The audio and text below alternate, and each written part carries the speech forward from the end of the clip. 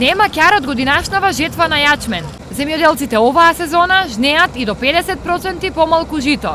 Приносите е општо слаби. Просек лани имаше одари вреќа. Да, 500 кг. Сега? Па са пославо, 200-300. Пославо. Годинава најслаб род на јачменот има во кочанското село Чифлик. Огромната разлика во приносите, но и далеку послабиот квалитет се резултат на поплавите кои годинава овде ги зафатија речиси сите површини под жито. А многу вода има, поплава право, па после суша удари и преплана житото, така недеш. Загина корено, виж, треба удари сега. И знае се плевелите ударија, корено што му однемо, загинува житото, удари го болести, пламењачи и тие работи. За годината да се спаси, земјоделците се надеваат барем на подобра откупна цена. 15 динара треба да биде.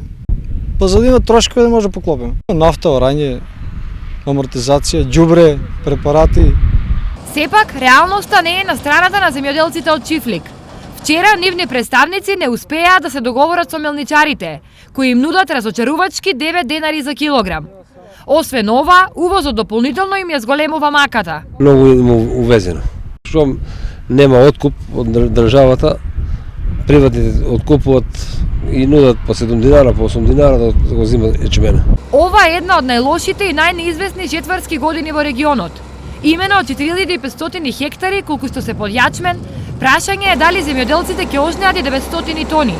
Идентично е со пченицата, чија жетва треба да започне за 10 дена.